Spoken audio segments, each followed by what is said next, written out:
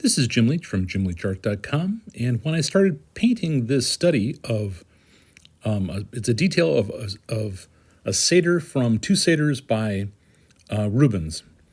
I had a couple things in mind. That's what I do every time. That's why I'm calling this deliberate practice. These are things I'm practicing on. This is I have done this reference a couple times before. About 7 months ago, I did a 5x7, and I also did a 9x12. This one is a 8x10. It's a Baltic birch panel from Trakell. On one of those, I don't know why I had the base coat that I did. I think I was trying to get some of that rosy cheek of his cheeks. Those, and I'm using a limited palette, but then again, aren't all palettes limited?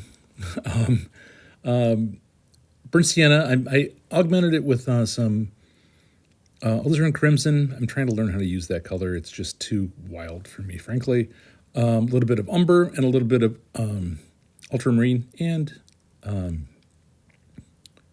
titanium white. I started by mixing colors. That's one of the things I'm trying to do, trying to mix my colors, at least the base ones, before I start painting. Anyway, so of the things I was trying to pay attention to was how long this was going to take, because when I first did this study about 7 months ago, I think back in November, I had no idea how long it was going to take, and I set a timer, and I wanted to see what I could do in an hour. And I found I had a fair amount of, panic is not the right word, but it's pretty close. I was not in the moment, because I really had no idea how long it was going to take to paint anything. So I have done many time studies since then, and so I know I can get a pretty good study done in about an hour. The second thing that I've learned since doing those original studies is something I'm doing right now, which is I'm using a lot of gray and black, and there's not a whole lot of black yet, but largely desaturated colors. I had made the mistake earlier of just making everything just way too saturated, and when everything's saturated, nothing really is. So here I am adding a little bit of black, and you'll notice that I mixed the black with, I think it should have been umber and ultramarine. I'm just sort of pushing back the edges, redefining the form that way. You can see a little bit of the reference off in the corner there. It's in the public domain, so that shouldn't be a problem. I mixed a couple different flesh tones. He's got some lovely. He's clearly been drinking, so he's got a really nice flush to his cheeks and his nose, and he's got that head tilting forward leer, which was something I was interested in trying to do. In general, I'm interested in painting faces, but since folks don't generally like to have a face of someone they don't know, I have been focusing on strong expressions.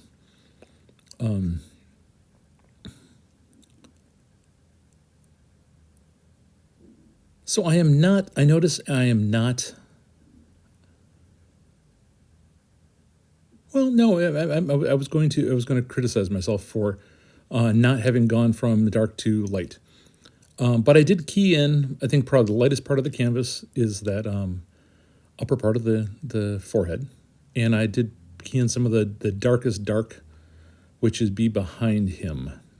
And here I'm just trying to get a layer of paint on the board, because that's when the real fun can start, when you can start adding more things to it. I find it easier to add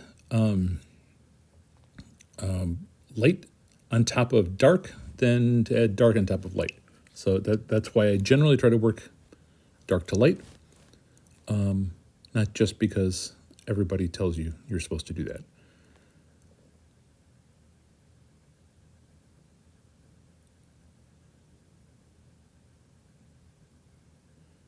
For this study, I'm using 3 brushes. As I recall, there are 2 flats and 1 round I'm still using the pretty much here the dark, and I keep them so that there's one flat for darks, one flat for lighters, and then I just slap back and forth for when I'm using the round for details. Here I'm trying to sculpt that horn out of the shadow.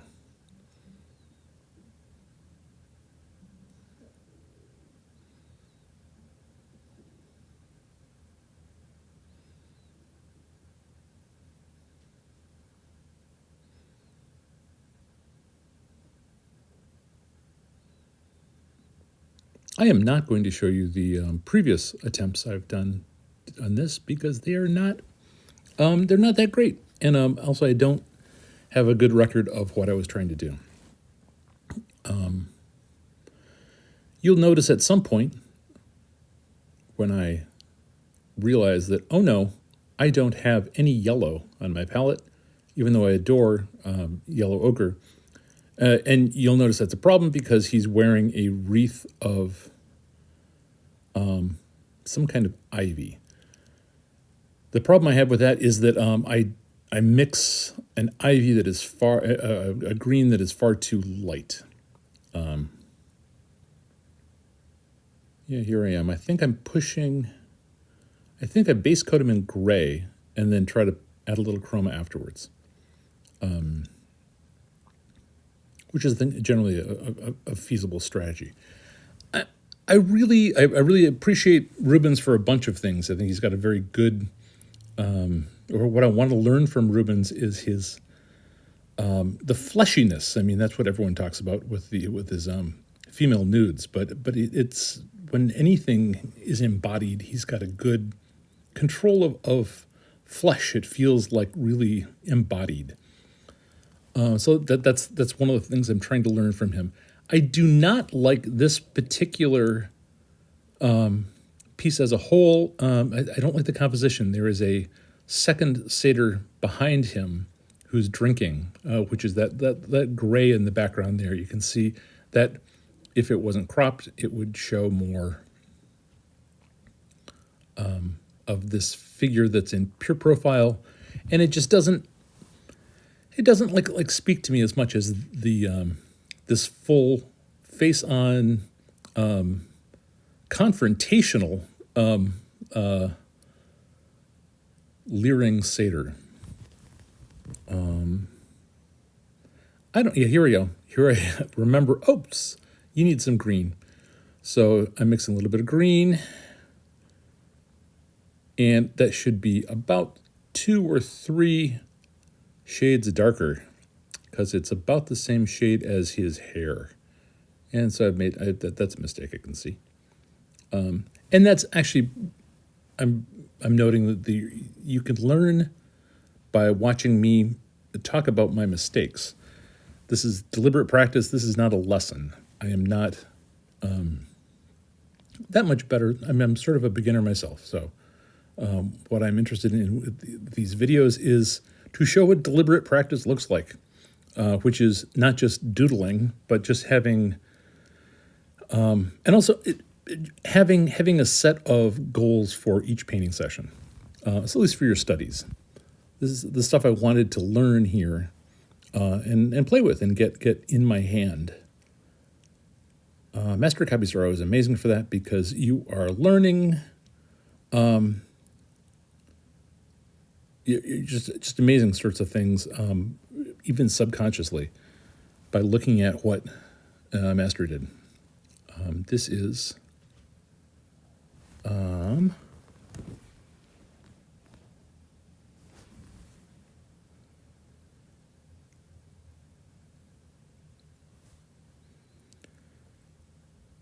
it's interesting because when I was painting, I thought I had a stronger value structure, but as you see from this, my dark side is far too light, isn't it?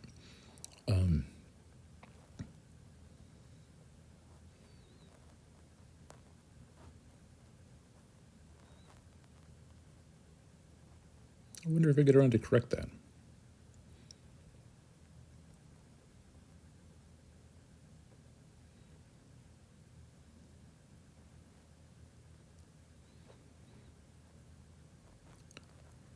I learned about the value of using gray from a lot of mid-century modern illustration. It just seems like a lot of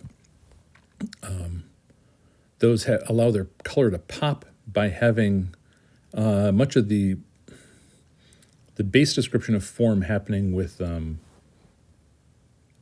gray, like different colors of gray and different tones of gray.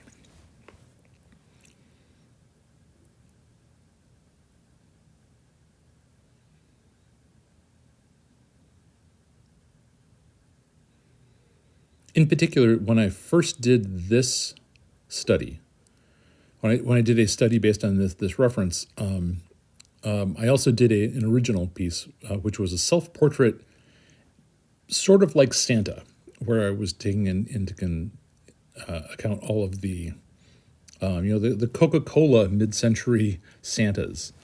And I tried to keep that sort of red, jovial grin like that you see here, but I used my own features. I don't think I got anywhere near as red as this red.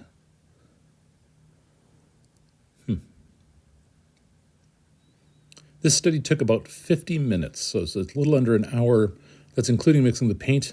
And that's what I like to keep the studies down to, just enough so I don't fret too much, don't worry about making them perfect. Just learn what I can, get in, get out. And also, frankly, then I can, 4-speed them and have them be a reasonable amount of time. Something you can watch in a coffee break. Touching around, at some point I've shifted to that slate detail brush. It is I'm not sure I like what I'm doing here. I am doing several, like 3 or 4 strokes of a brush right side by side to mimic and to soften the edges on that beard. I'm not 100% certain I like doing that. That looks a little bit like I'm not considering the strokes. But there I am. That worked out okay.